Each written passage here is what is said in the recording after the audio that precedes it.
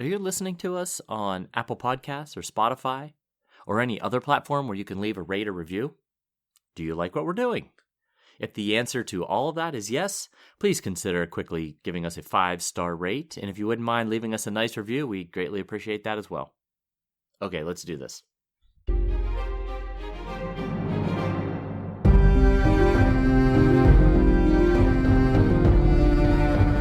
Hello, welcome to the Ghosts of Harrenhal. My name's Simon. And I'm Mackelly. Thank you for joining us for episode 336 of our chapter-by-chapter book review of The Song of Ice and Fire by George R.R. Martin. Today we'll be discussing chapter 64 of A Dance with Dragons, which is The Ugly Girl. And as always, we're going to chat about the chapter and try not to spoil any future plot points for you. Unless, of course, you have a Buy Me a Coffee Sustainer tier that includes spoilers. Well, then if you listen to that spoiler episode, we are going to spoil things for you. But regardless, hopefully we'll provide you some entertainment along the way. We'll summarise what happened, discuss our thoughts on it, provide some useful background, compare it to the television show, indulge in a little pedantry, and cover some relevant news and listener correspondence. Be sure to check out the show notes. They'll provide some additional information about the characters and other things of note in this chapter. How are you, Mackelly? I'm doing well. It's weird. Stacy is in Phoenix for the entire week for training for work. Oh. And so it's just been Penny and me. And that sounds fun at first. Like for the first few hours, it's like, hey, look at me. I'm the king of the castle. I can do what I want, when I want, go where I want. But turns out what you want is to be bossed around by your wife. Yeah, kind of. Turns out I don't want for much. I haven't really, aside from going to the gym, I haven't hardly left the house at all. I've been eating things like Monday night I had a peanut butter and jelly sandwich for dinner. Last night I had cheese and crackers.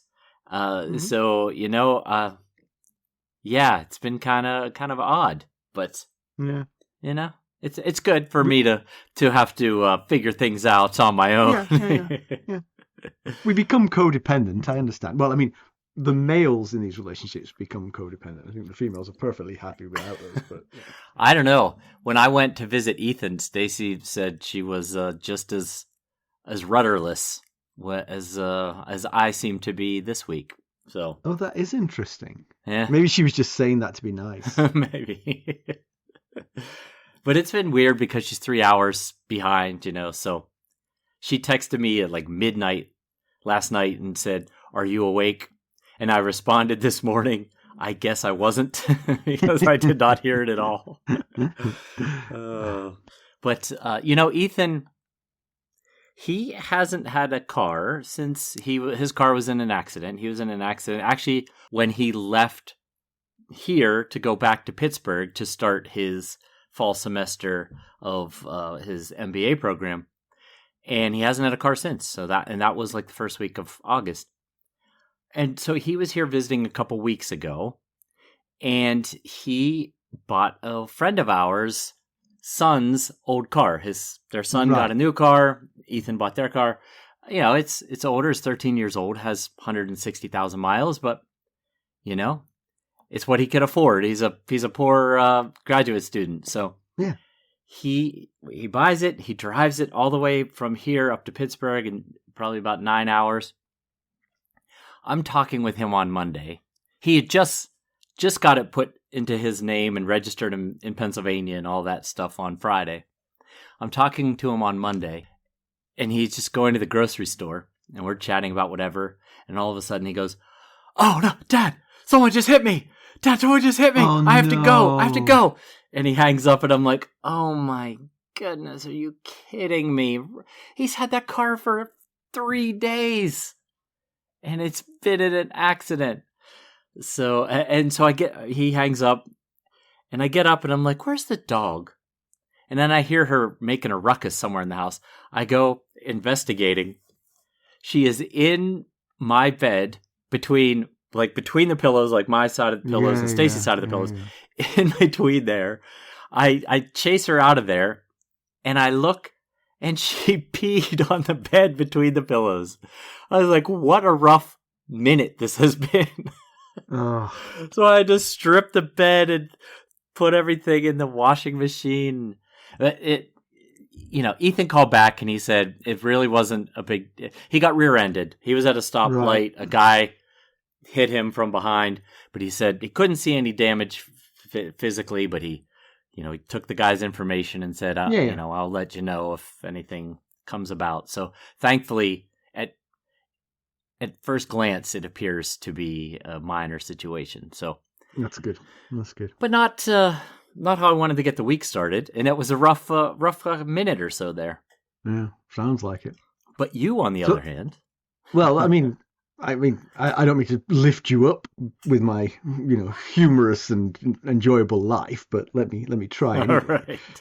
I've had a birthday since the last. Yes, you have. Happy birthday, officially. Thank you. I should have told you that last week when we were recording, because it wasn't my birthday yet. Right. But, that's true. Yeah. But my family got me a cap which says across the front, "Unreliable narrator," which I think is perfect given how. I think the concept of an unreliable narrator is that they are being dishonest. I will tell our listeners, I'm never intentionally being dishonest about the Game of Thrones part. Right. The Song of Ice and Fire part. I'm just being dim and forgetful about that. Did you think you kissed the hound too? My stories, I'm an unreliable narrator about those, because I'm going to, if that needs a little bit of burnishing to make it just right, it's going to get that. A little fine-tuning never hurt a story, Yeah. So on that subject, actually, we on the family call, which was the day after my birthday, we had, they were asking me what I got for my birthday. I said, I got a hat. And we revealed the hat, and my mother said, "That's not a hat, that's a cap." Oh. And I said, "Mum, a cap is a type of hat." Yeah, right. I said, "Mum, if I said I got an animal for my birthday and I presented a dog, would you say, 'Oh, that's not an animal, it's a dog'?" She'd say, "No, I wouldn't say that, because a dog is an animal." I was like, "A cap is a hat." Right. We rather got into it, and she got a little shirty with me. Uh-huh. Yeah, She's got stuck in her views, that lady. I would have to side with you on that one. A cap is a type of hat. Right. It is. I mean, it would have been more descriptive and useful to call it a cap. Then she would have known what to expect. I get that, Similarly, if I was presenting a dog, I wouldn't say, "Are you ready to see this animal?" unless I was trying to build up the expectation that it might be something different than a dog. Turned out to be like a direwolf or something like that. I wasn't going, "It's a hat. Oh, she thinks it's like a big Carmen Miranda fruit bowl," but. What a disappointment. It's just a cap. Just a cap. Just a baseball hat. What's this about wedding surprise? I thought that was you. I don't know what that is. I was waiting for the second story. I was too. I was like, that sounds really good. What is that? I was at a wedding this past weekend, but You must have had a surprise. I think this is you. I didn't add that for this week. I wonder if that was a carryover or something. But you wrote birthday cheer, right? I did write birthday cheer, yeah. Did something happen at the wedding that I'm forgetting about? Oh, there is one story from the wedding. Well, that's probably what you meant when I wrote that. Right. I wasn't around for this because apparently it happened at 2:00 in the morning. And I was most certainly not around. But apparently some of the, it was Molly's best friend's mom who got married. And so Molly had come home with us, but apparently some of the early 20, late teen kids were running amok and goofing off. Mm-hmm. And one of the girls fell and split her knee open. She needed 14 stitches. Ooh, gee, that's a lot. Yeah. And they were before in the time from when the event occurred and when they went and told real adults that something had happened. They were trying to figure out how to fix it on their own without having to tell somebody. And I immediately thought of one of your favorite lines. Absolutely. I've already thought of it. As you were saying this story, I was like, I know exactly what I'm thinking of here. One of our favorite comedians has a bit about this where as kids they're doing a bicycle jump and one of them goes down in a tangle of limbs and is completely, is in real trouble. And the kids are like, okay, get some leaves. That was immediately what I thought of when I heard that story. Get some leaves. I would have absolutely said that had I been there. I would have if anybody would have had a clue what I was talking. Had you been there, I would have said it. You see, that's the difference between us. And this is Carson has made this point to me several times, that you need an audience for your humorous lines. Yeah? I am my own audience. Right. I'm even if it means nothing to anyone in the room, I'm saying that joke. They might all look at me like, you callous monster, the girl is bleeding. I'm like, wait, you would love that joke if you knew what it meant. If you knew what I was talking about. It would be very funny. I actually think it's definitely just me. That's just the nature of my, narcissism. But it's also partly being an implant into the United States, because I have a lot of references that people won't understand. Yeah. But I can't help but say them because I find them amusing, and like these cultural references are lost on everybody else. But I'm like, that's really funny. I got my joke. That's all that matters. Yeah, exactly. Yeah. People tell me about the Brady Bunch all the time. I've never seen it. Tell me about it so much that I literally think I've seen it at this point. Yes. Yeah, we mentioned Alice, the housekeeper from the Brady Bunch, not that long ago in an episode, exactly. I believe. Perfect example. Uh-huh. All right, well, let's get down to business. Enough of this frivolity. Let's get down to business. How do we leave Arya Stark? For 'tis Arya, the ugly girl. But rest assured, dear listener, they're not saying that Arya's ugly. It all will become apparent, don't worry. Last we saw of Arya, she was learning to navigate her new home, both Braavos and the House of Black and White, without sight. She was bringing information from the city, and eventually, by walking with a cat, she turned the tables on the kindly man, whose beatings weren't all that kindly, I might add, using the cat's eyes to do the seeing for her. He was impressed, and her sight returned that night. Why don't we give a summary of this one? Okay. 11 servants of the many-faced god surround the table inside the House of Black and White. It's the most Arya has ever seen assembled at one time. They all wear faces chosen for the day. As an acolyte, Arya's job is to stand as still as stone with a flagon of water until one of the priests beckons her to fill their cup. The priests debate and discuss, some speaking up that they know this man or that man, until one indicates he doesn't know the man and will give him the gift. This process goes on for 3 hours. When they disperse, the kindly man tells Arya one of their brothers would like a word with her. His face is that of a plague victim. His appearance would be startling to the uninitiated, but not for Arya. She has seen enough false faces to not be disturbed. The man asks her who she is and calls her a liar when she responds, no one. He continues to berate her for her lies and her false heart. He accuses her of killing for her own purposes, if given the opportunity. Arya denies it, but cannot help mentally reciting her personal prayer of those she would like to kill. Great timing for that. Exactly. I mean, like, you need a real solid poker face to start be thinking about the people, oh, well, actually, he's right. These are the people I am going to kill. Yeah, exactly. And keep a straight face at the same time. Yeah, she's good. He tells, well, maybe not. Because she's not that good. He keeps calling her out on it.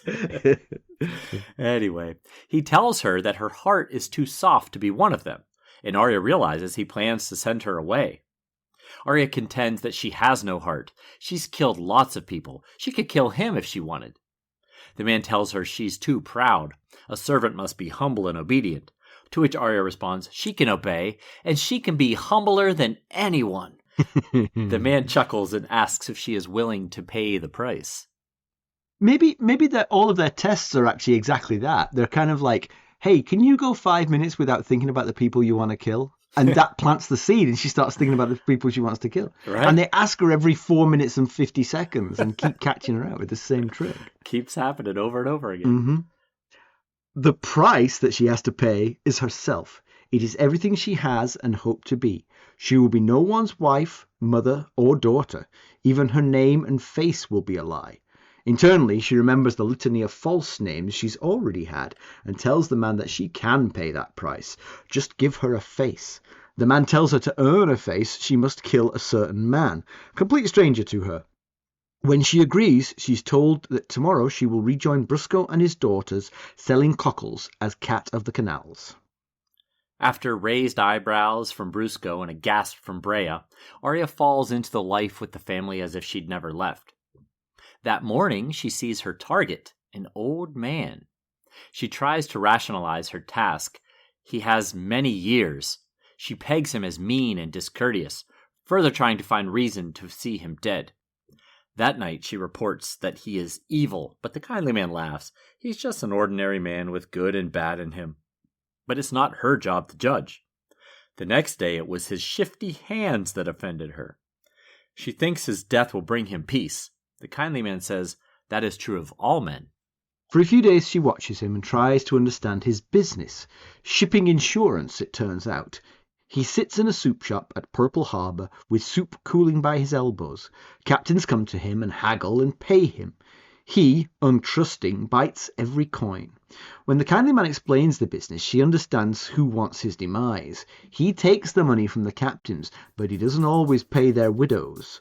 The kindly man reprimands her for asking too many questions.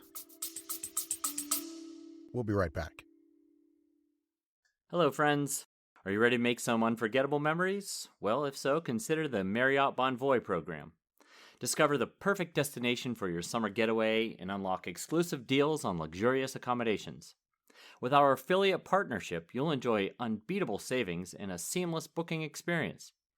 Don't let summer slip away. Visit Marriott Bonvoy today and make this vacation season one for the books. Use our Ghosts of Harrenhal affiliate page to check it all out and buy Bonvoy points or give some as a gift. The link to our page is in the show notes. She focuses on the logistics. He's cautious, always 2 bodyguards, one of whom tries the soup before he does. Her first plan involves killing one of the bodyguards. The kindly man disapproves. The gift is only for the intended victim. 3 more days and she begins to figure out a plan. She lets the kindly man know. He takes her down to the inner sanctum of the House of Black and White. There she sees 1,000 faces staring down at her. These were the faces of the bodies she's stripped and washed, then taken down here and surgically removed. The kindly man chooses a girl's face, beaten so badly by her father as to be hard to look upon. She drinks a potion and her face is removed and the other one applied. The promised pain is acute. Afterwards, she feels that her face is the same, but he assures her that she isn't. She may have the original owner's bad dreams for a while. As it turns out, Arya has bad dreams of her own that night. She dreams of her lost family. She tries to deny that they are her family, that she is in fact a servant of the many-faced god. But then she does recall all of her previous kills. The list is getting long. Next morning finally dawns and it's clear she'd prayed for fog. She dresses to match her face and palms a knife. She takes the long way to Purple Harbour, remembering all the gods in all the temples. At the Purple Harbor, she sees the man in the soup shop, haggling with the captain, his ever-present guards present. So she waits outside. Near noon, she spies the man she wants, a prosperous ship owner she'd seen with the old man before. Her blade flashes out, cuts through his cloak, then the purse. But the big man feels her presence and cries, "Thief!" She kicks out his leg and scarpers. He scrambles to pick up the dropped coins. She evades capture and lies low for an hour. When she returns to the House of Black and White, she sits with the kindly man on the edge of the temple pool and puts a golden coin down. He accuses her of stealing, but she says that she gave one for the one she took. Soon afterwards, the old man must have bitten that coin, and then his heart gave out. How very sad. She has a lot to learn, but she's not beyond hope. That night, they return her face and give her the robe of an acolyte, but she won't be needing the latter, and she's to start an apprenticeship the next day. One last checker of her identity? No one, she says. She's got that down, Pat. Yeah. But that's the other thing that triggers her kill list, is saying, I'm no one. Yeah, right. And so will the following people be when I get my... The plague guy, like we talked about during our summary, he had the right of her, even as she's denying that she won't kill for her own desires. She's reciting her prayer list of people she would kill if given the opportunity. Yeah, you've got to imagine these people are fairly well attuned. I mean, I don't know, because because the service they provide is to anyone, right? Anyone can come in and say, I want person X dead. And they agree to it. What are their criteria, do you think, for agreeing to that? Because they say they don't judge. Right. But they can't say yes to everything. They'd be mass murderers if they did. I mean... Yeah. So they give her this task, ultimately. They ultimately agree to let her kill this man or offer her the opportunity. And it feels like a test run, right? Like maybe they're trying to see, can she think through this process with the right frame of mind and then proper execution?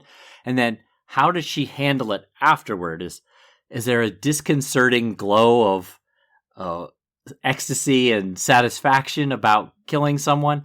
Or does she have the proper revere and somber understanding of the seriousness of the deed she just undertook? Yeah. And I think with their guidance, she actually does it just the way they would want. Because one of the things that we skipped over in the summary is she says something about like wanting to see this evil man's face when she killed him. And the kindly man tells her, it's best if he doesn't see your face at all. Right. Yeah, you would fail if he saw your face. Right. So she certainly achieved what was being asked of her here quite well.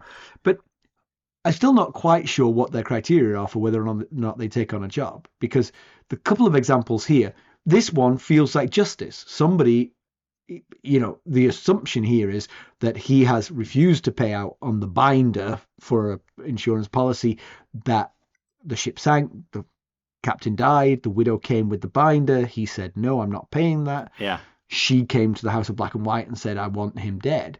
It feels like that's the kind of thing you would say yes to because there's a certain amount of justice there. Right. But then the girl whose face Arya uses, she comes so badly beaten by her father that she's disfigured and asks for her own death, right? Yep. As I recall it. That's what she asks for her own death. And they don't say to her, you know what would be a fairer outcome here is if we go and kill your father. Yes. They take that at face value. So they feel a little judgy, but not completely. Right. Multiple times, both he and the man with the plague face, tell her things like, it's not for you to judge. We are not, we only deliver the gift of the many-faced God. We don't judge their lives and all that kind of thing. But so does someone just come and pray for someone's death and they just act on it without judgment? That could get really dangerous. Well, that's what I think. I mean, it feels like you have just bloodshed all the time, I mean, just the drive home tonight, there's a couple of people I would go to the House of Black and White for. And there, do you remember? Well, I don't know why I'm saying, do you remember? I'll just say, wow. It was so long ago, way back in a Game of Thrones, when they're sitting at the small council, when Ned and Robert get into a huge fight over killing Daenerys. Yeah, okay. I mean, yes, broadly I remember this. And I can't remember who it is that brings up the idea of the faceless men. Oh, yeah. Littlefinger says, way too expensive. The price is way too high. But then... Is it when he says the price, I can't remember the exact wording. I can't remember if he said they're too expensive or the price is way too high. If he says they're too expensive, then it sounds like there needs to be a cash or a coin transaction. If he says the price is too high, then maybe there's not they want something in return. Yes. Yeah, interesting. I also wonder, presumably, with the one that Arya does here in this chapter, that widow is presumably not anything like rich enough to pay the kind of price that Peter Baelish would refuse to pay if it is pure coin. Yes.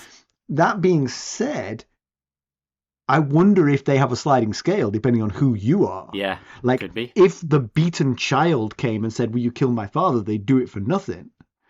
But if Peter Baelish comes and says, will you kill the rightful heir to the Iron Throne? It's like, well, that's going to cost you. Exactly, yeah. Not because of who the target is, but who the asker is. Yeah. Someone has to keep the House of Black and White up and running with food and all that kind of stuff. Yeah. Although they do mention that, he tosses that golden coin at the end of the chapter into the fountain, and Arya thinks or tells us about how in their stores they have everything from rags to fancy garments. Maybe they clear out the coins in the fountains from time to time and sell some of those expensive garments to make ends meet. Yeah. Anyway. It is strange. It is kind of hard to understand exactly what their service really is and how they're doing it. And I've got while since we're discussing complicated, confusing matters of the priests at the House of Black and White, like I said, both the plague-faced man and the kindly man tell her about how you kill only the chosen. Only the chosen gets the gift. Nobody else. She suggests at one point, I'm going to wait till one of the guards is in the privy. Then I only have to kill one guard. And then I'll kill the other guard. And the kindly man says, are you some butcher in the battlefield? That other guard is not the target. You only kill the person chosen for the gift.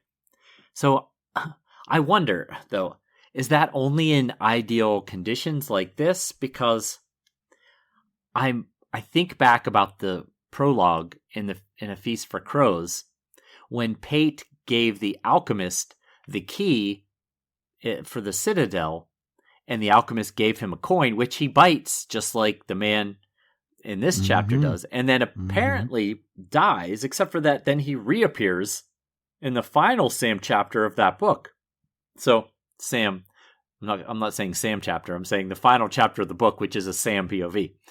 Anyway, many think that it's a faceless man assuming Pate's life, and of course, many think that it's Jaqen H'ghar.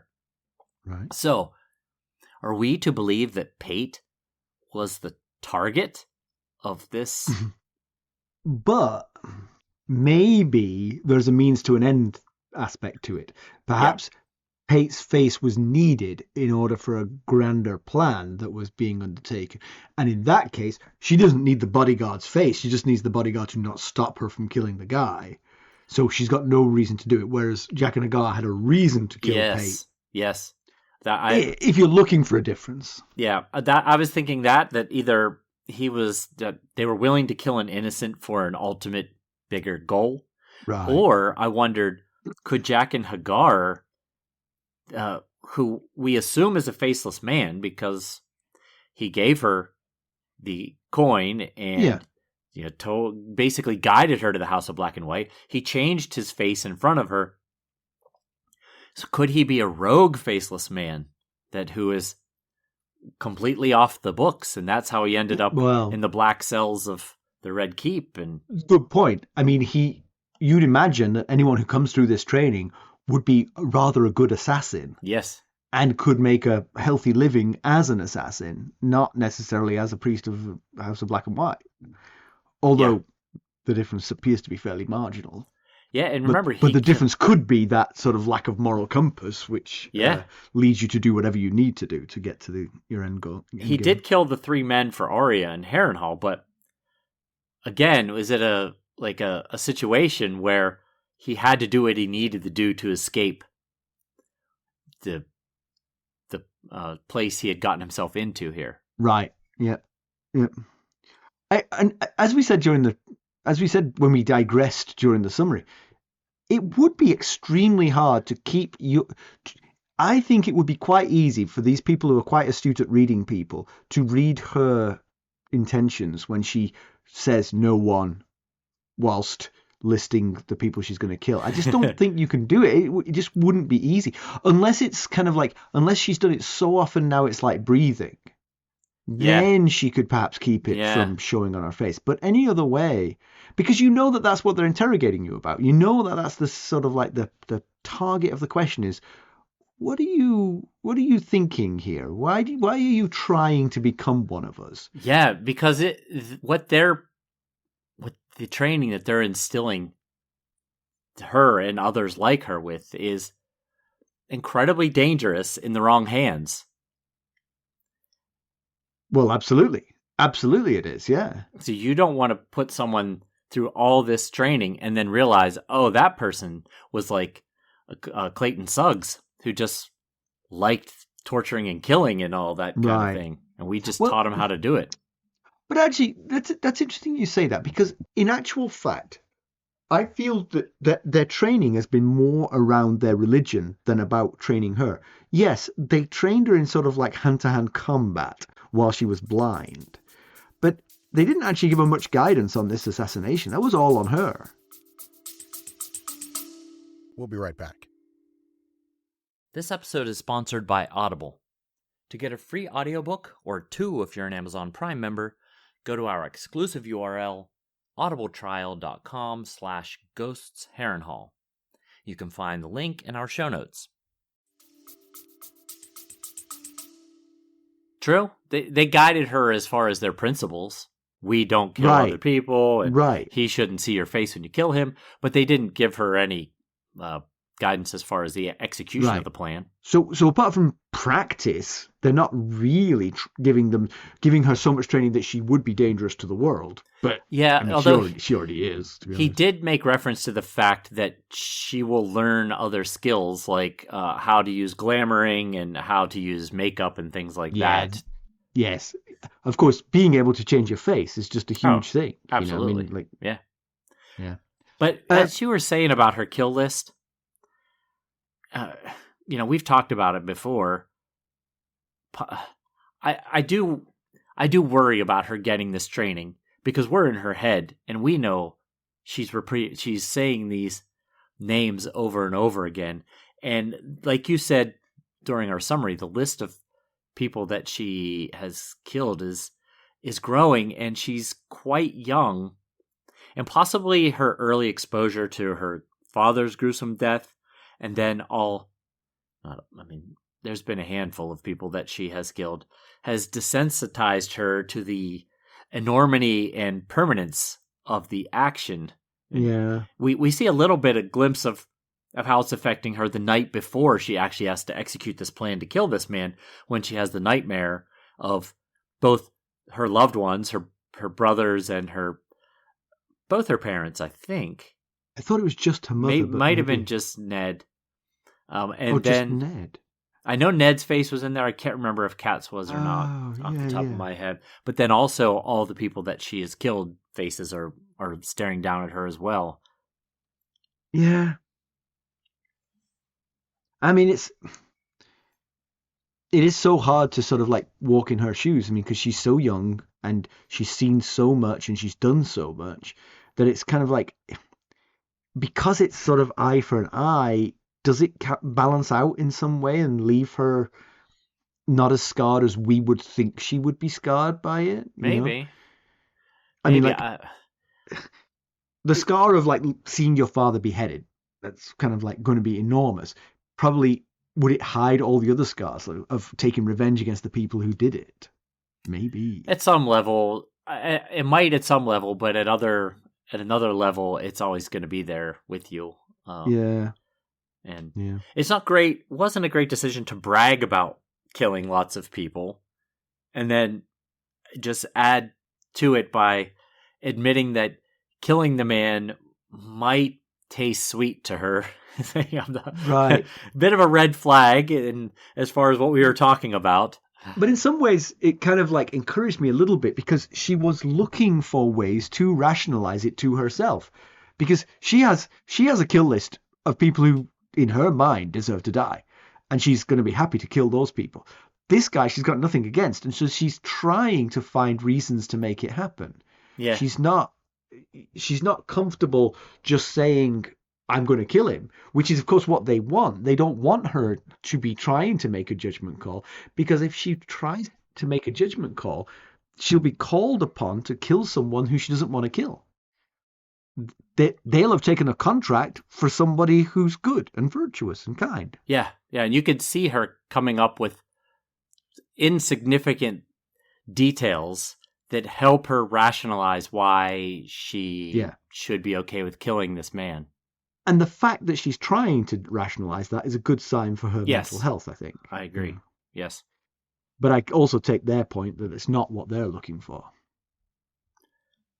Yeah. On the subject of things she should think perhaps a little bit more carefully about, what she's giving away here, this whole giving away her all she has to hope for, she'll never be a daughter, wife, or mother. We've talked about this before when John took his vows. You're too young to make this call. Yeah. I've almost find it irresponsible for the priests of the House in Black and White to allow an 11-year-old to murder someone. You're bringing your 21st century mentality to Yeah, this, you're right. Yeah, I am. There was a funny line when the plague-faced man says, you have to be able to obey, you have to be humble, and she's like, I can be humbler than anyone. Ain't nobody as humble as me. Yeah. Yeah, I like that too. So she goes back out as Cat of the Canals. So she it's interesting that Briscoe and the daughters just sort of they just take it in their stride. Just like a moment of like, oh, hey, look who's back. There's Cat. Yeah. And then they just get on with it. They must just be used to this, having some acolyte sent their way. Maybe. I hadn't thought about that. Times. Because they didn't ask her. They didn't say, where have you been? Or right. Yeah.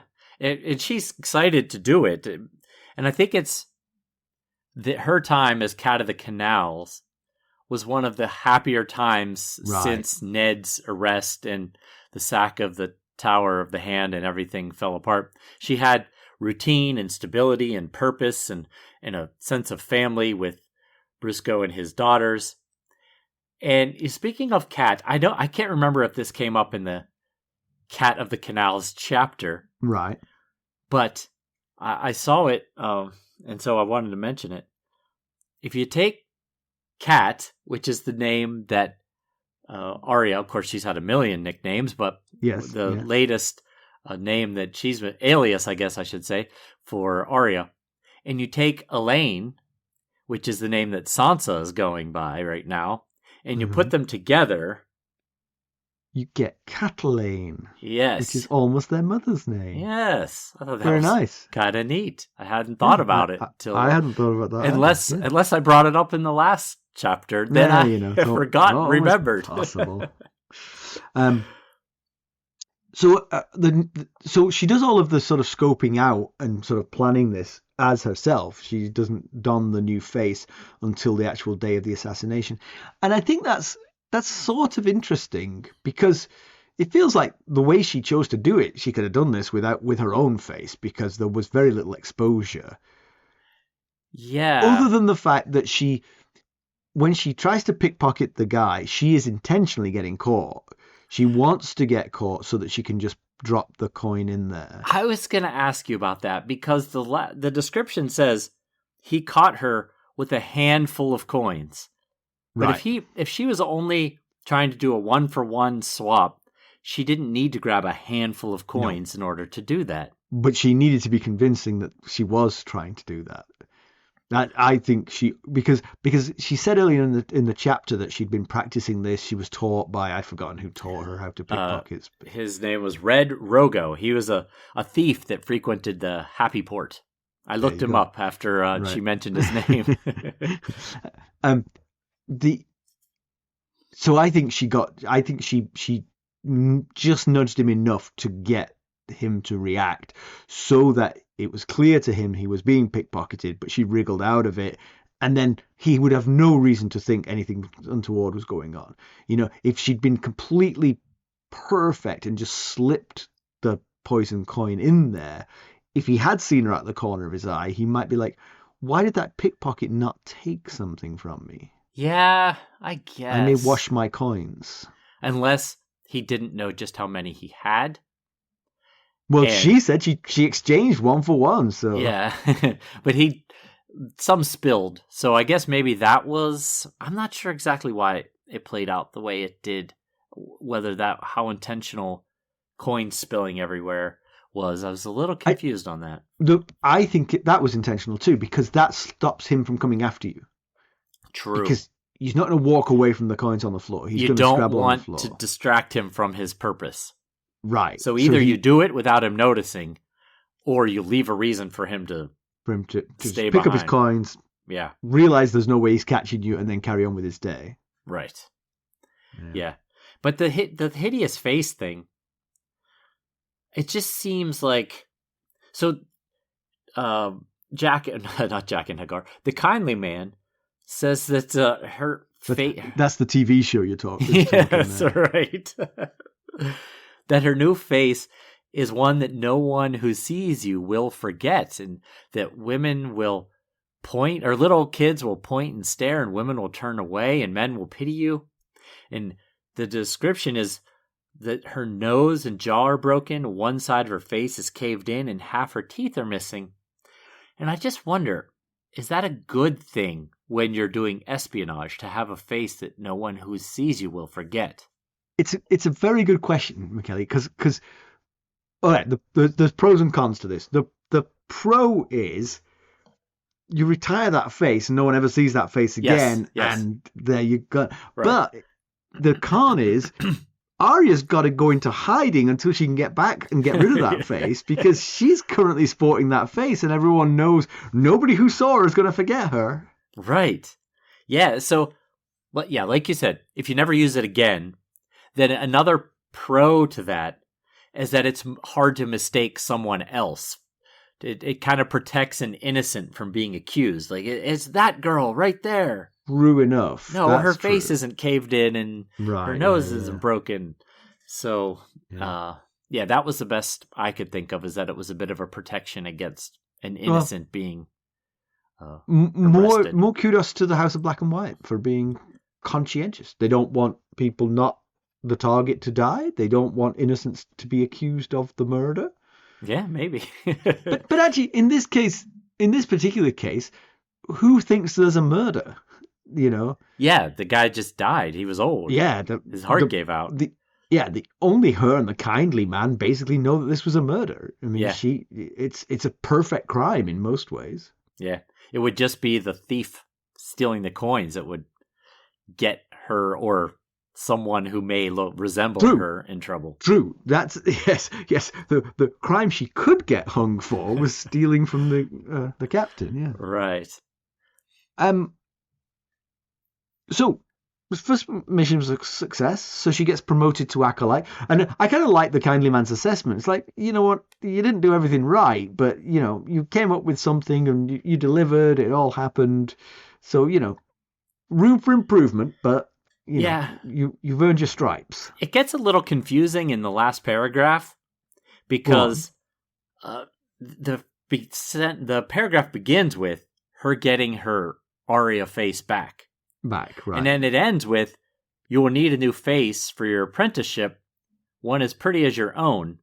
And I was left unclear the first time I read it. Are you saying use your own face? Or are you saying we need to give you another new face, even though we just put your old face back on? Yeah, I too was a little confused. I eventually concluded that he meant you can use your own face. Yeah? But I took it the other way. I took it to mean she's getting a new face. But that's a lot of face transplanting in one day, needlessly. Right, yeah, exactly. So you mean we just went through that whole process again, and tomorrow you're going to change it back to something else? Because I'm not just have slept with the new face. Right. That's what I was thinking, too. But The Apprentice, speaking of it, the apprenticeship is with a name Isambaro or something like that, I believe. That meant nothing to me, Mackelly. Yeah. I was hoping you could bail me out. We have no context as to who this Isambaro is, or what kind of work she'll be doing. Maybe this is where the training gets to the point where you wouldn't want to let this person out onto the world. Yeah, we'll see. Maybe you got to pass this first test before you get to the real stuff. Yeah. I guess we'll see. But before we head off to spoilers, so she's successful, and she's progressing up the ranks of the House of Black and White priesthood. And that's great. She's now an acolyte. But does that do much for the Arya storyline overall? She's learning valuable skills, which could make her incredibly dangerous. But do you think she has to return to Westeros to fulfill her character arc? Is this just deviating further in the wrong direction here? Well, I mean, we knew it was going to take some time. We knew that if she was going to stay in the House of Black and White, it wasn't going to be, you're instantly a face-changing uber assassin. Right. But you're right. I mean, I agree. I think for her story arc to reach the conclusion we would want from it, she's got to go back to Westeros. Right. As an avenging angel. If she gets back to Westeros, she becomes a force to reckon with over there. Right. All Lannisters and Freys and Boltons need to look out. Need to look out. And the thing is, they need to look out for literally everybody. Exactly. That's the thing. Yeah. So in that regard, it probably is a progression of her storyline that she is continuing with this training. Like when Luke went to Yoda and did the training with Yoda so that he could come back into the story. Okay. Yeah. I see the analogy. As a Jedi, Yeah. Yeah. That's reasonable. I always think that Luke's progression in the 3 movies is kind of funny because in the first movie, without any training at all, he blows up the Death Star. In the second movie, he gets training and then he goes and has a lightsaber fight with Darth Vader and gets his hand cut off and beaten the snot out of. And then in the third one, he's a full-fledged Jedi and the Emperor smites him left and right for the whole battle. It's like you just got worse and worse. The more training you got, the less effective you became. Yeah, I hadn't thought about it that way, but yeah, I see your point. We digress. Yes. I think it's time for spoilers, don't you? Yeah. All right. So time for some spoilers. I'm sure Mackelly's managed to eke some out here because he always does. If you want to hear them, you'll need to join the Buy Me a Coffee sustainers at the upper tiers where the spoilers are available. Those members get a spoiler episode that they can listen to. They don't have to. If you want to avoid the spoilers, you can. But for a while, well, pretty much ongoing, you can try any of the sustainer levels for free for a week. So you can have a sneak peek of the spoilers and see if you like them. All right. Those are good spoilers. Thank you, Mackelly. Yes. If you have a spoiler tier, you can find out who Isambaro is. Yeah. How about some background?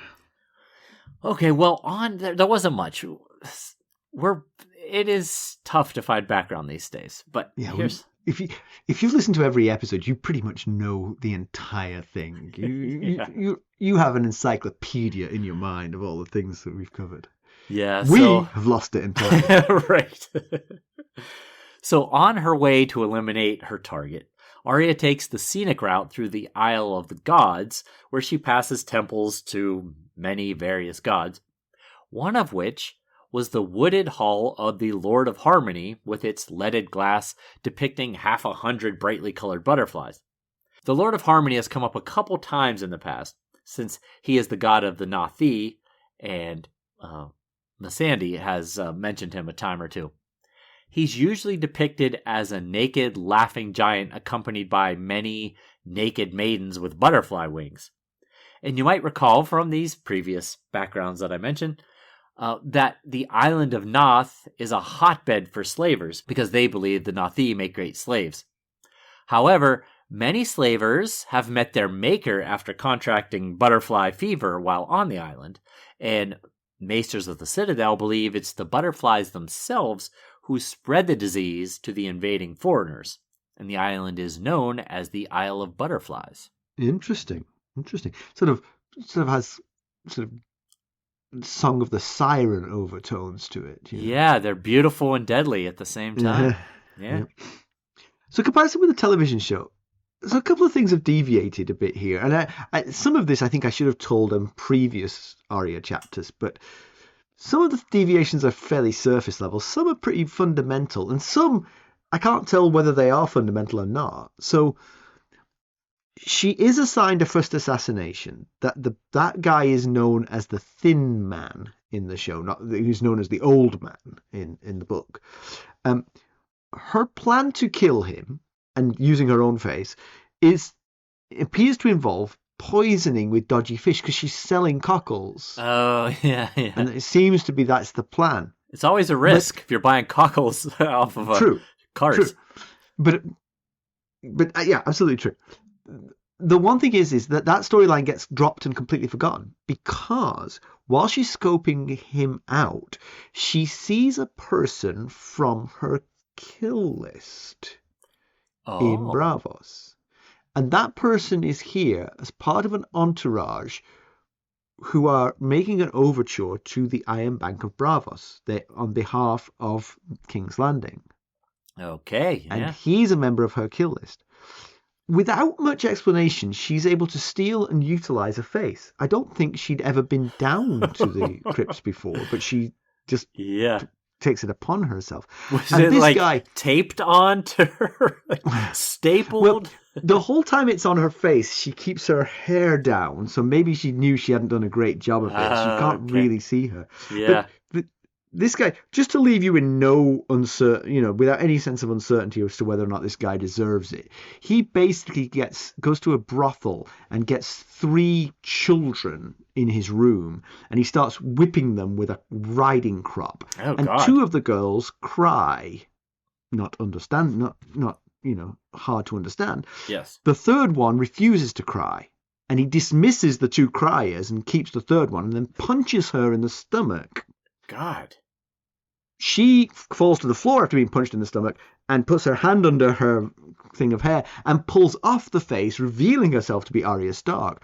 And he recognizes her, which is a little bit strange, to be honest, that he would recognize her. I mean, he definitely saw her before, but she then jumps up, and from that point onwards, she kills him. Let me just say that. I've just rewatched that scene, listeners, the things I do for you. It is genuinely horrible what happens from that point onwards, and it goes on and on and on. It's really nasty. Anyway, after that, she goes back to the House of Black and White and gets back down into the crypts and puts the face back on its shelf and sort of pats the cheek of the little girl who she was pretending to be. And then the waif and the kindly man, who in the TV show was Jack and Hagar, catch her, and they're like, so that was not the kill you were supposed to do. And it's at that point that she's struck blind. That's when she gets struck blind. Wow. Yeah. That's a big difference. Yeah. So yeah, the target of this chapter gets completely forgotten in all that. I think he's still going. He's still selling dodgy insurance to captains. They had to get someone else to give him the gift, I guess. She only gets out of the blindness when she can hold her own in a sort of staff fight against the waif. I do remember that it's because in our story, it's the kindly man who was beating her while she was blind. Yeah, but it's the waif. And you've seen Andor? Yes. The waif is in Andor too. Yes, I remember this. Yeah, one of the rebels. I don't believe the TV. I think the TV show dropped the cat and the warging to use, for her to surreptitiously get around her blindness by using that. Right. Funnily enough, actually, I was thinking about that today. So it would be kind of tricky to fight using eyes over to your left. Like you yourself are blind, but you can see a sort of side-on view of what's going on. Yeah, you have to put the cat on your head. Wear it like a cap. Or a hat. Because I was in a Teams meeting today in a conference room, and I was on my own laptop with the camera on, and the conference room camera was on as well. So there were 2 views of me, and I was kind of like, I was really inspecting myself. What was my profile look like? I don't get to see this angle very often. Okay. To pedantry, you have written 2 words in pedantry, which I applaud you, sir. This is solid pedantry. It's come late. Late is the hour when your solid pedantry comes to the podcast. So when she is down in the intersanctum where all the faces are, she's describing how there's faces of every kind. There's men and women, and there's tan skin and freckly skin and all these things. And one of the descriptions she gives is faces of babes. And I thought, what is the point of having the face of babies? Because you don't transform into the person whose face you put on. It's not like if she put on a baby's face, she would become a baby. She would just be an adult with a baby's face. You, sir, are correct. Plus, right, imagine, just theoretically, they recruited a baby to be an assassin. Right, let's go with it. Okay. All babies look the same. What's the point changing its face? They all look the same anyway. That's true. Yeah, I mean, I was griping about them allowing an 11-year-old to carry out this task. If they had a 3-month-old that they were trying to convince, I mean, come on now, that's going just way too far. Yeah, that's excellent. I do have an explanation. Okay, they have an annual holiday party for the basically. They all put on the daftest face they can for the party. That was almost what the beginning of this chapter was like, because they all came in random faces. Yeah, they did. Fancy dress, yeah. I wonder if anyone came in a baby's face. Yeah. All right, news and notes. Well, so it's as inevitable as Aegon's conquering of Westeros. During its presentation, which did hang in the balance for a little while. Well, go on, keep going. Yeah, until Craig and Stark bent the knee, true. I guess, in the Field of Fire as well. Well, during its presentation of upcoming films at CinemaCon recently, Warner Brothers casually slipped Game of Thrones' Aegon's Conquering into the list of movies set to premiere in 2027 or later, which marks the first official confirmation from the production company itself that the movie is legit. Warner Brothers also confirmed that the movie will premiere in theaters, not on HBO. And as we mentioned before, it looks like Beau Williams wrote the script, which bodes well for us Andor fans because he also was involved with Andor, as well as he created the House of Cards. You might remember that when we last brought you the rumors of the movie, it was competing with the TV show version of Aegon's Conquest.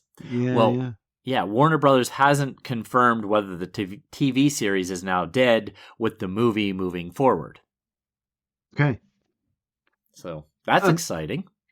Now, normally, because we've got 3 things here, I'd like to do the middle one to let you have the review. But since I don't know what this one means, I mean, I can read it out to the listeners, but apparently Thoros of Myr didn't revive Cat. Yeah, so our buddy Seth, he really likes to check me when I make a mistake here.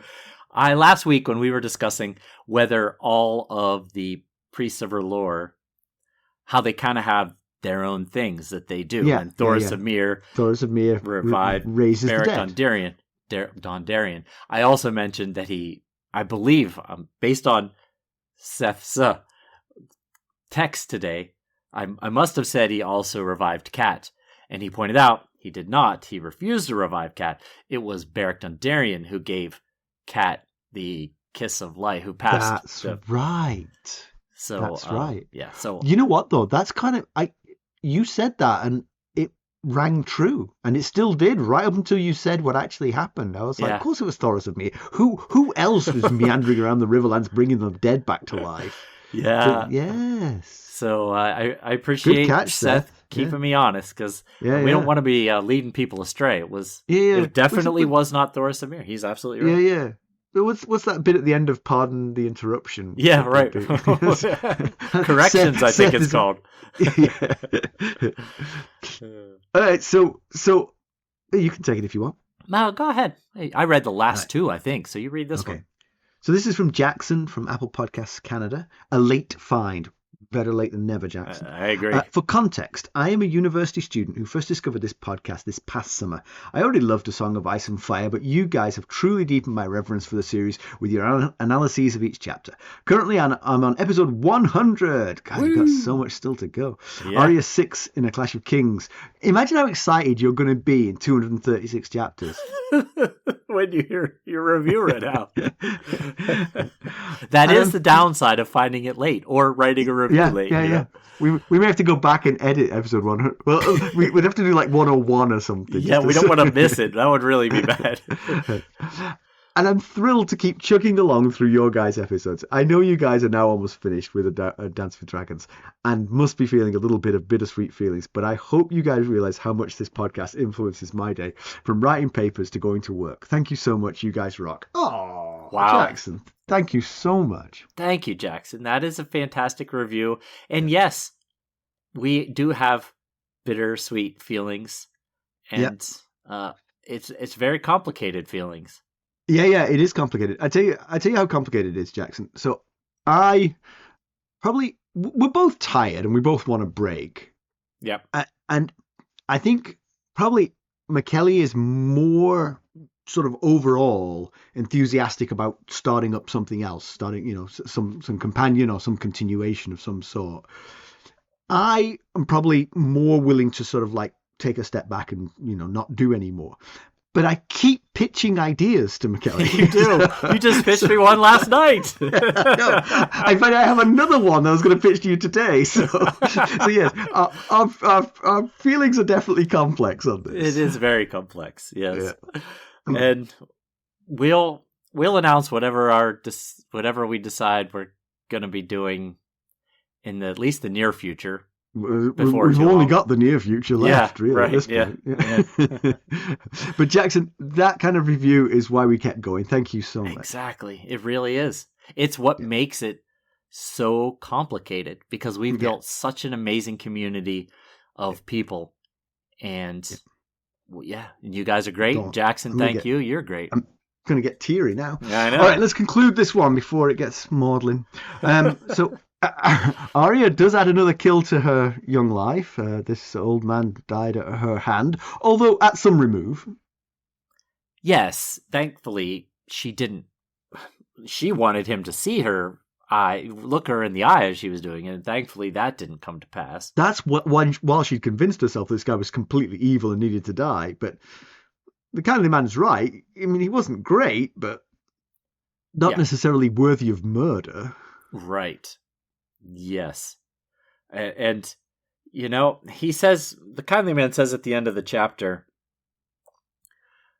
you're not hopeless. It's something like, you put it in the summary. I don't want to scroll all the way back up to remember the exact wording, but it was something like, you have room for improvement, but you're not hopeless. Yeah. Something like that. And I thought, she's getting practiced at killing people. I'm not quite sure that's a good thing for anybody, let alone an 11-year-old girl. Yeah. So again, maybe I would want her to be hopeless at murdering people. Yeah. But given that I think that she's planning to spend the rest of her life killing people, we want her to be as good at it as possible. It does, at this point, does seem to be the primary driver in her life, and that's probably not a good thing, quite honestly. Well, that's probably the fundamental issue here, right? Yeah. If we could convince her to find other avenues for her life, then maybe we don't need her to become the best assassin there ever was. But if she's intent on murdering a bunch of people, it would be very handy for her longevity if she was very good at it. That all makes a lot of sense. Mm-hmm. Yeah. But you're worried that her progress as a priestess of the many-faced god is actually going to sort of derail her storyline here, that she's going to end up, becoming just a political mover in the many-faced god. Right. Climbing the greasy pole. I mean, it does, as long as she is here in Bravos, it's stalling her storyline. Yeah. But, she does it... Like we just discussed a second ago, if this is what she's going to be a top-notch assassin, and she's going to return to Westeros properly trained. If that's the case, look out for anyone who did the Starks wrong. And like you said, look out for whom? You got to look out for everybody. Exactly. That's the thing. The other side of that is, if she came back as Arya Stark, none of them would recognize her anyway. True, yeah. But on top of that, she could come back as anyone. And she's off on this new journey as an apprentice, and we don't really know what she's going to be doing. So something to look forward to. Yeah, hopefully mysterious eyes and borrow. Unless you listen to the spoilers, then it's not so mysterious. But a little bit less mysterious. Yeah. Could he be a faceless man? Could she be training under a faceless man? Possibly. I think it's going to be sort of like they're going to have specialists, and she's going to sort of work with all specialists. So first of all, bus go for how to sell seafood. That's important. That's an important detail for a faceless man. Well, it is if you use the seafood to kill people. You need to know which one's the dodgy cockles. That's true. Which one can you leave out overnight and it won't harm anybody? Which ones are deadly? No, if you leave the seafood out overnight, it's going to harm everybody. Yeah, that's probably the truth. And so maybe this one's like a troop of acrobats. She sort of learns a bit of that, and then sort of an armorer and all kinds of things. I feel like she should go through a rotation of things. Yeah, that makes sense. Yeah, and it's good to get her out of the House of Black and White. I mean, it's been interesting while she's been training here, but you could see it getting old pretty soon. Oh yeah. So it's good that she's going to get out and do things. I mean, we love the books, but man, we want them to move along.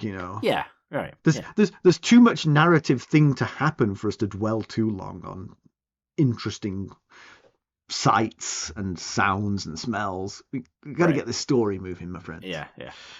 And next time, chance to get the story moving, because we're back to King's Landing to check in on Cersei Lannister. Is she gonna do it? Last we saw, Kevin said you could take a walk of atonement, and she said, "Are you out of your mind?" Mm-hmm. But who knows? Maybe if you want to get out of your cell, you might want to think about it. Yeah. There's 3 ways that you can help us. You could leave us a 5-star rating and a positive review like Jackson did. You could buy us a cup of Arbor Gold at buymeacoffee.com/ghostharrenhall, or join us as a sustainer. There's a tier to match your budget and interest. The upper tiers get you the spoilers, and you can try any tier for free for 7 days. Or lastly, you could donate to our cause directly through our website, ghostsofharrenhall.buzzsprout.com. And if you're looking for more ways to interact with us, well, one thing you could do is you could send us a text like Seth did, and I appreciate that, Seth. A link is at the top of every episode show notes. Please just keep in mind we don't have a means of responding, but we do enjoy reading them, even when it's to tell me that I messed something up. And if you're interested in keeping up on the latest Ghost of Harrenhal news and developments, well, you can always check us out on our social media. You can follow us on Twitter at Ghost Harrenhal. We're on Facebook, Instagram, Discord, and YouTube. I think for all the times that you've slipped up, and I never catch them because why would I?